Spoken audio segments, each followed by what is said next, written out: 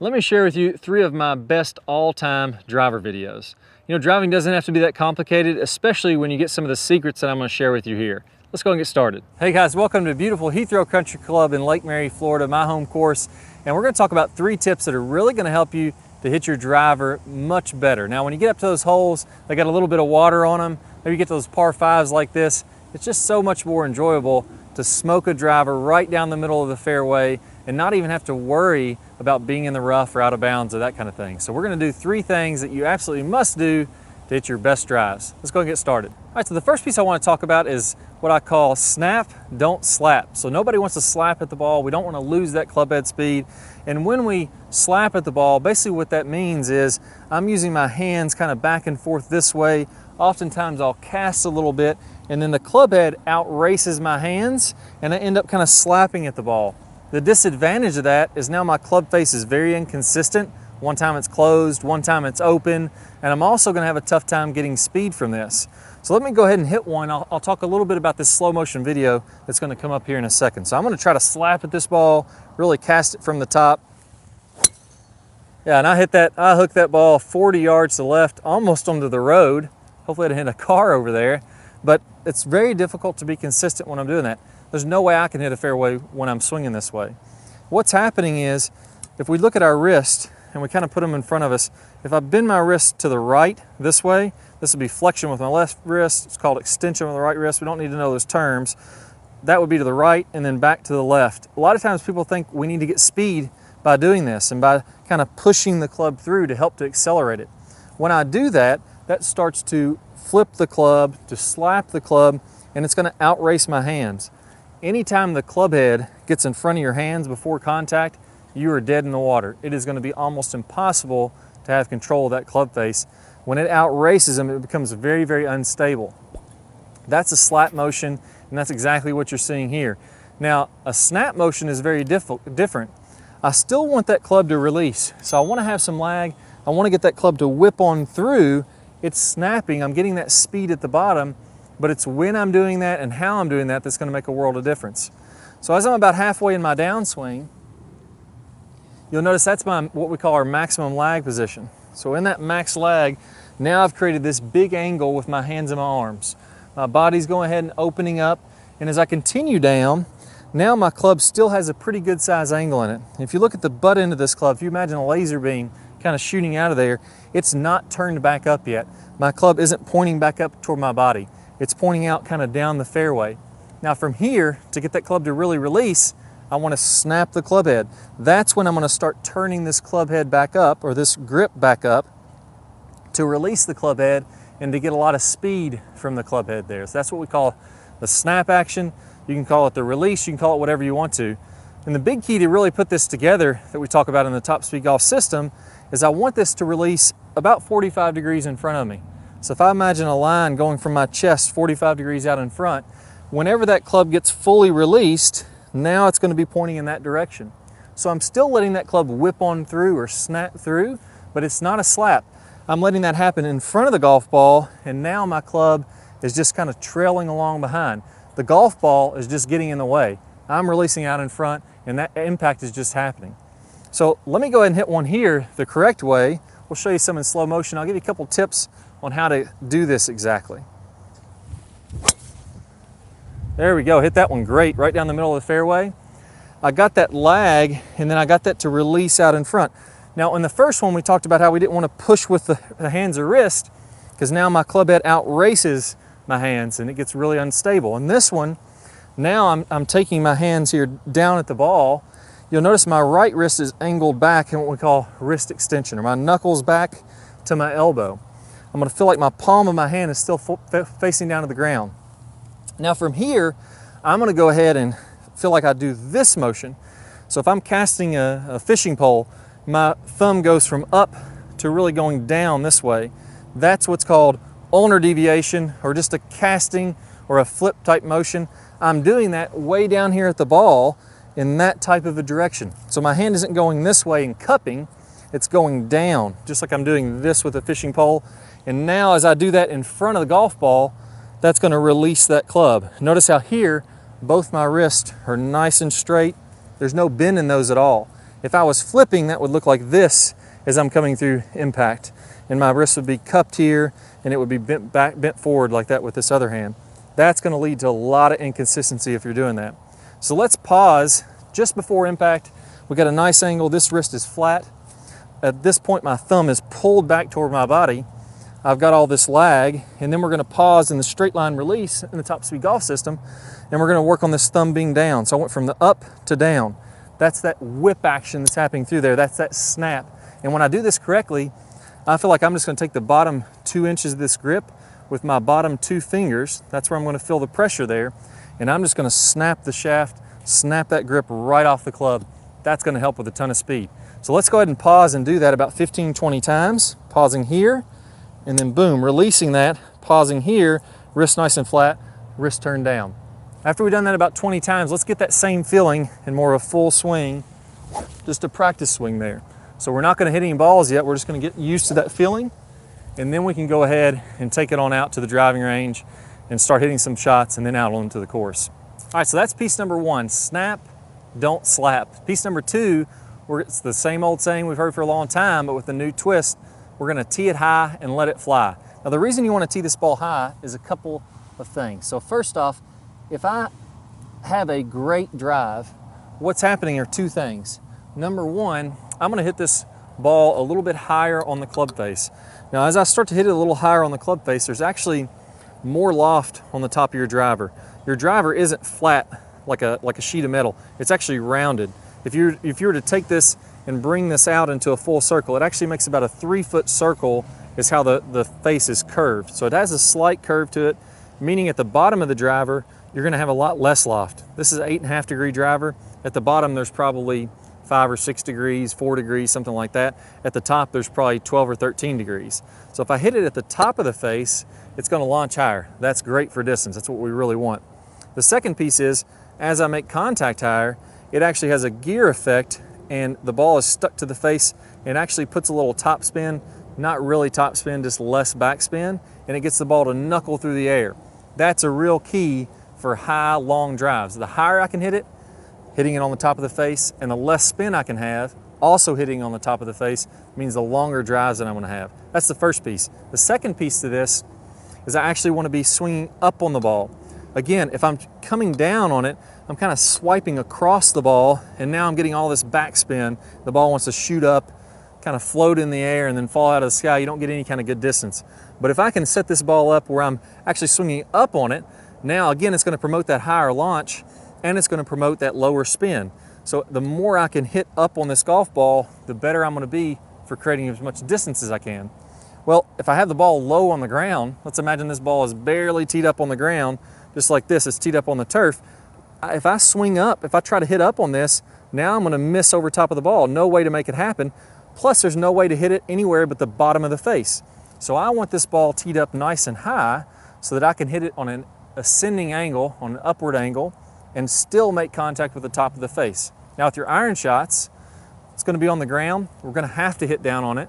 If we had the luxury of teeing up iron shots, we'd do the same thing, but we don't. We have to hit it off the ground. That's why you hit down and take a divot with your irons. That's the easiest way to hit it off the ground, and that's why this is different with the driver.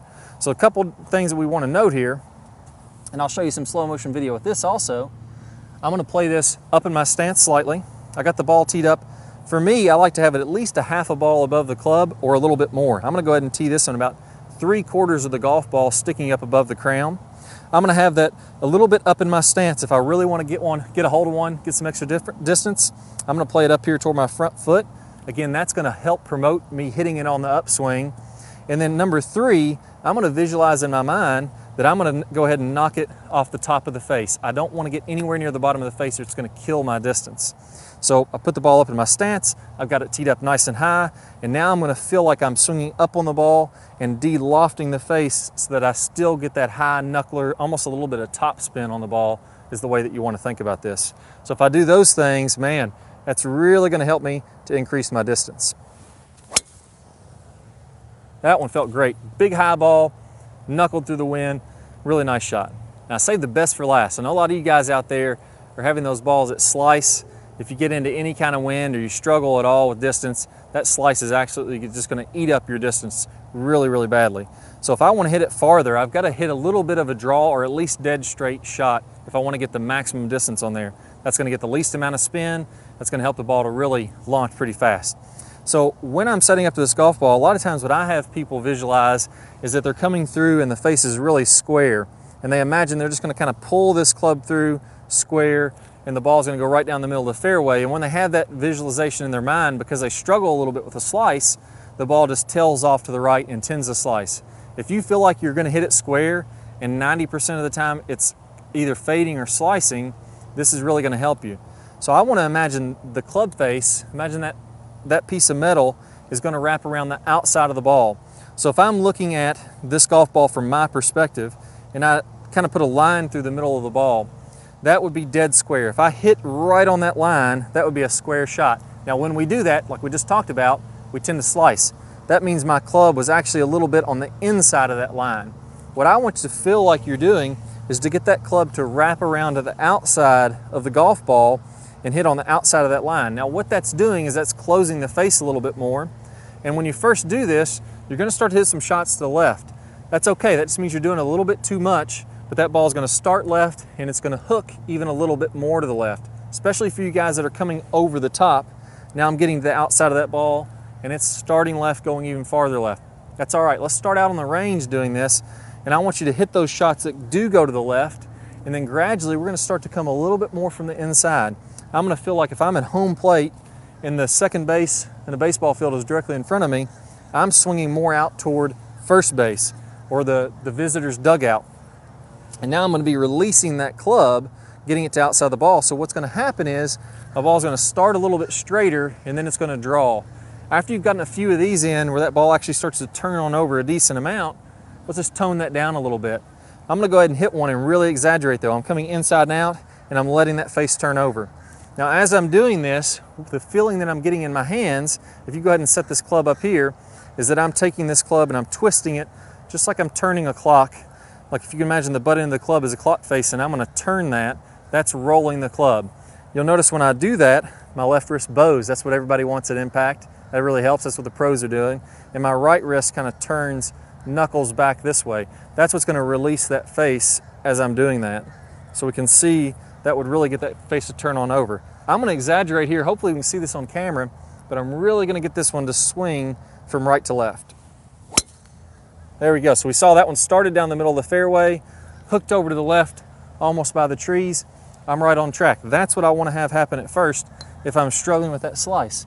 Now the second piece to this, after you've hit about 15 or 20 balls doing that, and you've got the feel for that, I'm just going to tone down a little bit. Don't let that club release quite as much to the outside of the ball, and don't swing quite as far to the right. And now you're going to have that little baby draw that everybody wants to have to get the maximum distance. All right, guys. So take those 3 tips. Number 1, snap, don't slap. Number 2, tee it high. Get that ball to launch high with low spin. And number 3, get that club head to the outside of the ball to get that nice draw. Now, there's a few common setup issues that I see time and time again, and I think it stems from the axe motion. It feels really powerful when we have a golf club. Let's imagine this is a golf club for a second. If I feel like I'm going to hit this golf ball and I bring this thing over my head and I chop down into the golf ball, it feels like I have tons and tons of power, tons and tons of speed. I feel like I could have chopped that golf ball in 2. And I think every golfer, from when they very begin to start playing, they want to feel that really powerful motion. Well, in golf, unfortunately, that doesn't really work. Instead of having that over the head chop type motion, and I'll fix that, don't worry about the tee, you need to be coming from the inside, get the club in the slot, and then feel like you can deliver that club with a good path to have tons of power and tons of speed. If we continue to set up in ways that get us into that chopping type position, we're going to lose speed, we're going to lose distance. So in this video, I'm going to talk about 3 of the most common setup myths, setup problems that get you into that chopping position rather than being into a powerful position where we can get into the slot. Once you get set up the right way, you're going to hit the ball a lot farther. All right, so let's jump right in here. Let's talk about the first issue that can really wreak havoc on your speed. And if I'm kind of imagining that powerful feeling of me coming down and chopping into this golf ball, we all know we don't want to do that, but it feels so good doing that. If I visualize that, one thing that I'll do with my setup is I'll set up in a position where I would have a lot of power coming down in this angle. And if you notice my shoulders, so if I was to put a golf club across my shoulders here, this would be level with the ground. This would be a little tilt away from the target, my head getting farther behind the ball, my spine being kind of angled away from the golf ball. That's really good. But if I'm set up in a way that I feel like I'm going to come down into this golf ball really powerfully, a lot of times what will happen is my shoulders will get level. I'll get too far kind of to the left if you're looking at my shoulders. And now I'm in this position that feels like I can slam down in this golf ball with a lot of speed, with a lot of energy, but it really just doesn't work in golf. So that's the first key. What I want you to do, go ahead right now, even if you're not on the driving range, grab a club, grab a broom, whatever you have to do, follow right along with me on this. And this is really gonna help a ton. Put a club across your shoulders. So hold it right on the tips of your shoulders here. Go ahead and bend forward into your posture. And then I'm gonna feel like my belt buckle goes a little forward toward the target. My upper body gets a little bit more behind it here. My head's behind the golf ball. My chest is behind the golf ball. And you're gonna notice how I create a little bit of an angle with my club there. So just a slight angle is plenty. I don't have to go like this and go really a ton. But what I want you to do is set up very level. And then I want you to tilt away, let's call that about 10 degrees or so with my shoulder angle. Doesn't have to be more than that. A little more, a little less, not a big deal. So go ahead and do that about 15 to 20 times just to get comfortable getting behind that golf ball, just like this. Then I'm gonna go ahead and do the same thing with my golf club, repeating that same action. So here I'm setting up, I'm getting a little tilt away, and now all of a sudden, I've tilted everything much more to the inside. I've created this big area right here where I can swing my hands and arms from the inside. I can get that club into the slot, and that's gonna make it a lot easier to create the real speed that we need and not that over-the-top type speed. Let's go ahead and try that out. I'm gonna hinge forward, a little tilt to my shoulders, my head is behind the golf ball. Let's give it a whirl. Okay, nice draw right down the left side of the fairway.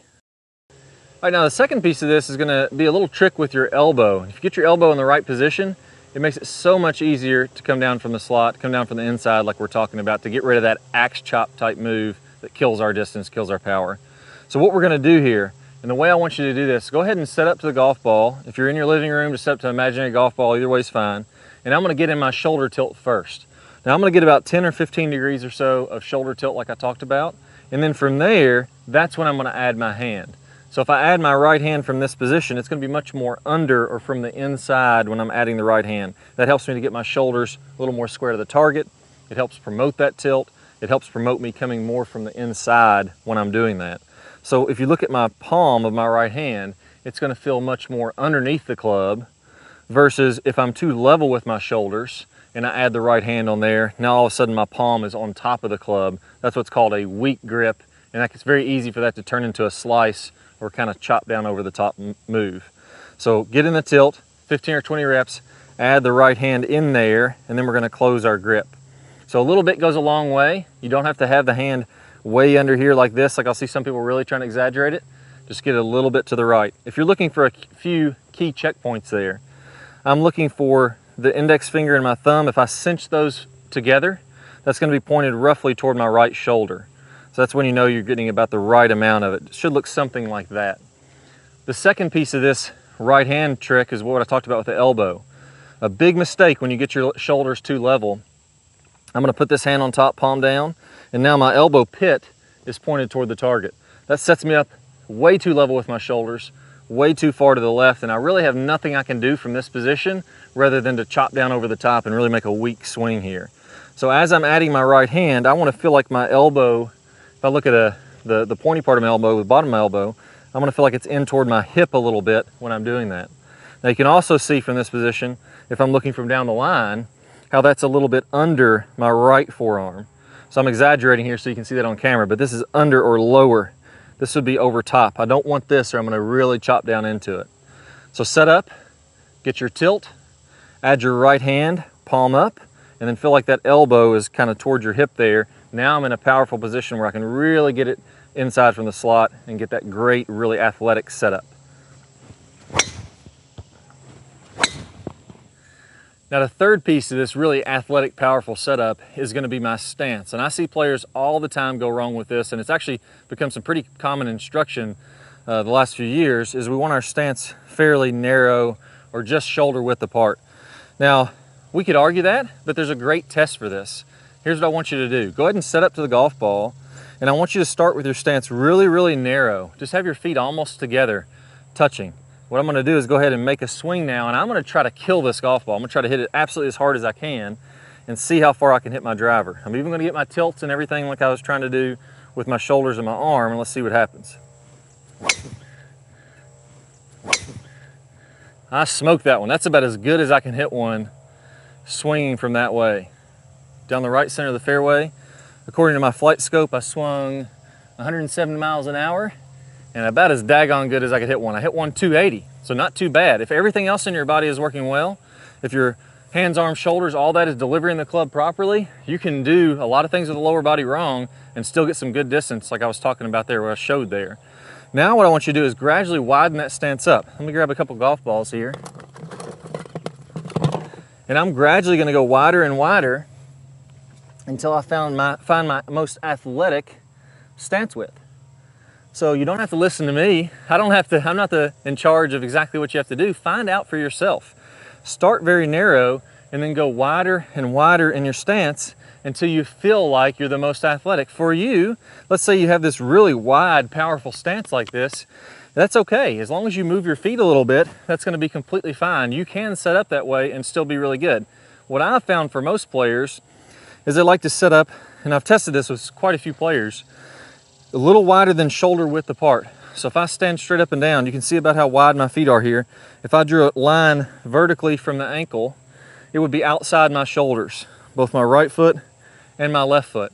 This is about the most athletic I can get for my own personal stance. This is about the width that I see for most players. So a couple inches wider than your shoulders is perfect. Look at Rory McIlroy, the longest pound for pound hitter on the PGA Tour. You're gonna see a nice wide stance like this. This is athletic. My legs are bent. I feel like I could really drive off the ground when I'm doing this. Now the one thing you don't wanna do from here is I don't wanna keep my feet still. I don't wanna keep my feet kind of suctioned to the ground there and be swinging all arms. I have to go ahead and let my feet move. On the backswing, my left heel is gonna come up slightly. On my follow through, I'm really gonna let that right foot rotate all the way around. That's very, very good key. But as long as I'm doing that, I can go as wide as I want and still have the movement and the freedom in my golf swing. So here, I'm gonna go ahead and set up what I feel like is my most powerful stance, and let's tie all three things that I talked about together. Number one, I have a little bit of a shoulder tilt. Number two, my right hand is coming into the club a little bit more from the bottom with my right elbow pit up. Number three, I have that nice athletic wide stance, a little bit of knee bend. I feel like I'm playing shortstop here. And now I'm in a position where I can really hit this golf ball pretty daggone hard. Let's give it a whirl.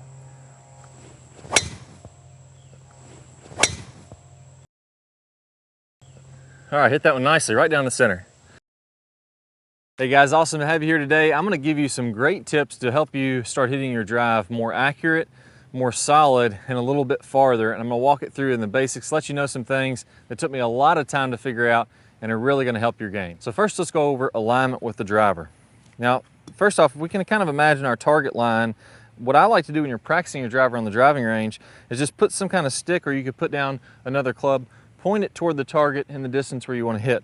Now, most players, as they begin to play golf, tend to struggle a little bit with a slice. So that means that their right shoulder, their right arm, and their body are kind of coming over the top. I'm exaggerating here so you can see this is not this extreme usually, but it's coming over the top, outside, and then that club is kind of wiping across the ball this way with the face open. And that causes the ball to start either straight or maybe even a little bit to the right, and then it really slices off well to the right. Now the tendency there, because the ball keeps on slicing to the right, is to line up farther and farther left. Well, that just exaggerates the problem, where now we're gonna start coming more over the top to try to get the ball more to the left. It's gonna slice even more. So the farther left you line up, the more it's gonna slice. What you'll notice with pros is that typically they're gonna be somewhere close to parallel with their target line. What I recommend is to close your stance just a little bit. Have this front foot a little bit more to the right. It serves two purposes.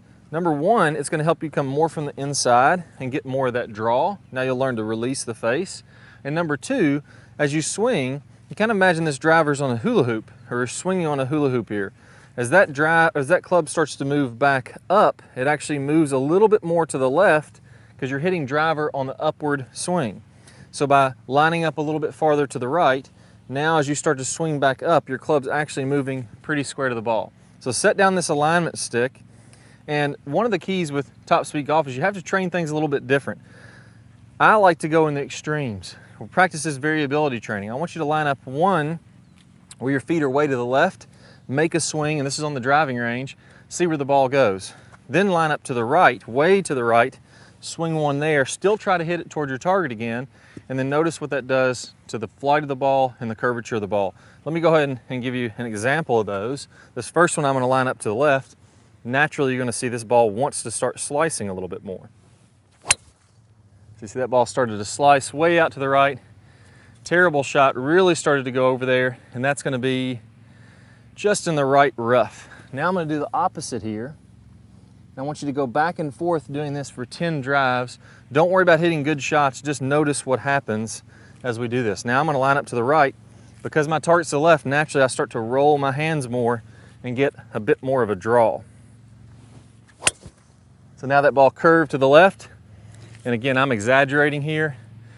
That's in the left edge of the fairway, but by changing my alignment, instinctively it's much easier to get a draw because you know, subconsciously you just know, oh, I gotta release that club face.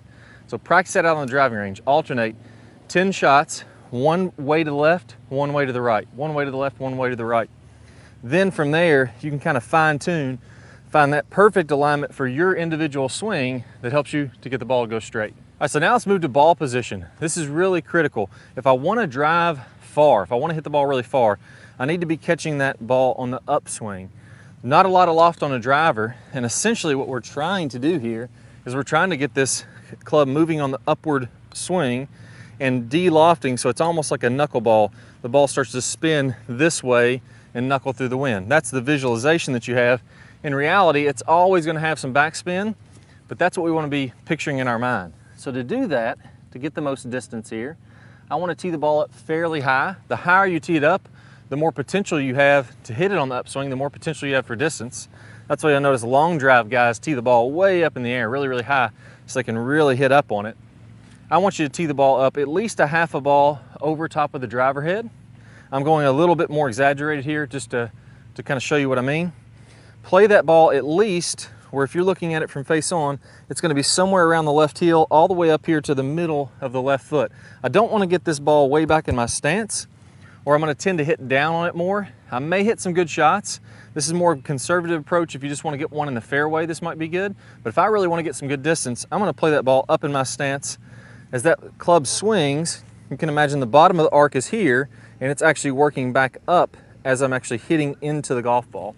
So let's try that out. Put it up in your stance. Remember, line up a little bit to the right here, and then I'm going to work on hitting kind of a high top spin knuckleball is what I'm going to visualize, so that ball really penetrates through the wind and gets my maximum distance. Let's go ahead and give it a whirl. There we go. Crush that one right down the middle. Let's take a look. That's about as good as I can hit one there. Let's take a look at the flight scope numbers now and see what my angle of attack was. So in flight scope, it's telling me that that shot was positive 2.8 on the upswing, meaning my club is moving up 2.8, 115 miles of club head speed, 301 yards, 300.9 yards of carry, 334.3 on the drive. I can't do much better than that. All right, so now we got to get some distance. It doesn't matter how straight, how good our alignment is, if we're hitting an upswing. If we can't swing that club pretty fast, we're not going to hit it very far. PGA Tour average is about 113 miles an hour. LPGA Tour average is about 96 miles an hour, and I think the Senior Tour, Champions Tour, those are the 50 and over offers, are swinging about 106 or 104 on average. I can't remember the exact number there. So that gives you a good idea of kind of where you should be if you're an elite player. But the big key here is, no matter where you're at, we can make some technique changes that are going to help you to speed that up. The first one is going to be how much I turn my body. So if you watch really good, longer players that hit it pretty far, they're going to let their hips, their shoulders, and their arms go really far back. So if I stop my swing here, and this is as far as I go back, my shoulders haven't turned very much, my hands haven't gone very far back, and I only have from here to where my hands come at contact. So I only have from here to there to accelerate this club. This very short amount of time I can move my hands. If I can let my hips, my shoulders, and my arms go farther back, now I'm creating more room to accelerate the club. The more room you have, the faster you're going to swing if you put out the same amount of effort. So unless you're really big, really strong, you're the kind of person that can throw a 90-mile-an-hour fastball, slam dunk, on a basketball court, I would recommend going a lot longer back. Even if you can do all those things, if you go longer back, you're just going to get even more distance with that. So let's do a drill here. Now we're going to go ahead, take your stance, put your arms out to the side, and I want you to practice rotating your body until your arms are kind of pointing what would be behind the golf ball. So I'm setting up here, my arms are turning behind the golf ball. As I come on through, now I'm letting this right foot come up, I'm letting my hips pivot through, my arms will be turning past the golf ball here, and then I'm coming to my good full finish. So it's going to look like this as we do this drill, and that just gets your body loosened up, gets you making that good full turn and really hitting it hard. So as you do that, 20 or 30 reps, you're going to feel that same feeling, that free-flowing feeling, then incorporate that with your actual driver. Now make some practice swings, another 20 or so practice swings, getting that good full turn both back and through, then you're ready to hit some shots. On this one, I'm really going to focus on that big turn, and let's see what kind of swing speed we can get. There you go, not quite as solid as the one before, but I'll still take that. Felt like I swung pretty hard on it. Let's see what kind of miles per hour we had.